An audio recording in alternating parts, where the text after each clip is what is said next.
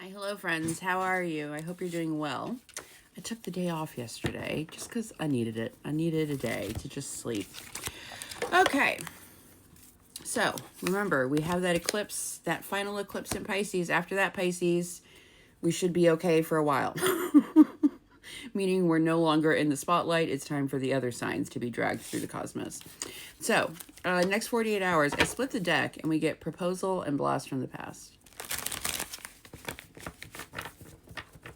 I'm just saying, okay, there's definitely something going on in the Twin Flame Collective. Because I've been getting lots and lots of reconciliation readings. As far as I know, Mercury is not in Gatorade. So, there's something going on, though. All right.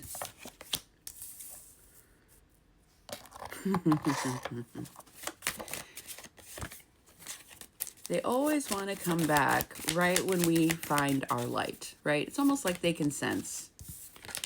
Ooh, she's at peace. Let me go disturb that and trigger her into more healing. So I'm going to go ahead and predict that whoever this reading is for, this is going to be happening around the number 6. Okay, so that could be 6 days, 6 weeks, 6 months. This also could be happening on the 6th day of a month. This is giving very like Carrie and Big from Sex and the City. It's like how I'm getting. It's like what I'm feeling with this. And I also think just in general, their relationship is we can learn a lot of lessons twin flame wise on the journey from that show. Good and bad, okay? Big was not all bad. Carrie was not all good. It's real. It's a really good example of a modern day twin flame connection. Anyway, I think whoever I'm talking to, you're in a pretty good place right now. Like you feel pretty confident. You feel proud of like how far you've come. You feel like you're over it. You're moving forward. Maybe you're getting ready to start dating other people when this person comes screaming in, okay? They want to make plans to get together. Spirit is coming in clutch though, and letting kind of like as a reminder, like this person's going to come in with like big offers. Remember when I first split the deck, we got Blast from the Past and Proposal. There's going to be, that's how this feels to me. Like it feels big. Okay. With the Golden Mirror though, Spirit's like, just remember, okay, this person is not completely healed. They may have been a bit of a narc. They may have been kind of self-absorbed here, okay? This could be a love bombing situation. I don't really see evidence of that in this spread, but I always trust whenever Spirit's like, not so fast. Just remember, okay? But what I really like here is that it doesn't look like this person coming back completely derails your life or your nervous system.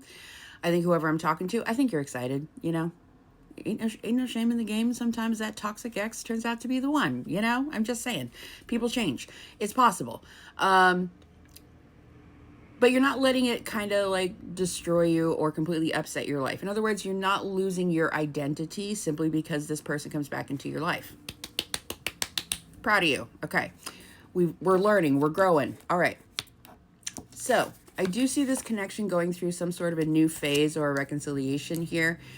Your advice is to just be chill, trust the process, let this person show you what they're about, okay? Don't over fantasize this, okay?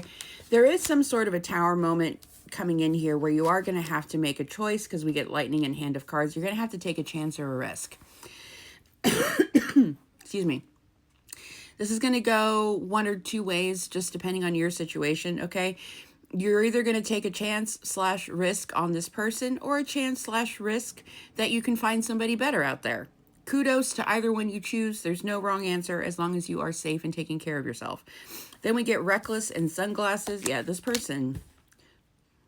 Y'all do a love spell? Y'all hire an Etsy witch? What is this? The reason I say that is there seems to be a complete 180. Like, I almost feel like for some of you, this could have been like a really intense situationship, was never fully a relationship. And now there's a jump from like not being with that person at all, even when you were technically with them, to having the commitment of your dreams. Because it looks to me like this person is done trying to date other people, trying to prove to themselves that they can do better is what I'm hearing. This person is now extremely focused on learning from the past. They want to be a sweetheart to you. Okay, they want you back. They want to court you. They also see you as being like their future spouse here. Yeah, this feels like a huge jump. Again, we have this energy of taking a chance or a risk on something here. When I split the deck, that's what we got. Anything else? Anything else that we need to know about this situation before we move on to the extended? It came out again. Take a chance. Then we have be on guard, okay? We have staying in. Anything else? Anything else? Oh, look at that. Top of the deck. Bride. When we already have groom. Very interesting. But I'm curious to see as to why Spirit is still putting out these kind of like disclaimers or like little warnings like, hang on a tick, okay, before we run off into the sunset, hang on. So in the extended, that's what I'm going to look into, like what this little warning niggle is from the universe. You can join us in the extended wherever you're watching from, whether you're watching on Facebook, TikTok, YouTube, whatever. There's a little button to join us. And yeah, let's see what this person is up to. But for the rest, this is where our journey ends today, friends. Have fun. Just don't be dumb, as I always say, okay? Have fun. Be chill. Let this person actually prove to you what it is they're willing to do, okay? Before you find yourself all twisted up in the game again with no real effort coming. Yeah, be safe out there. I'll see you soon. Bye.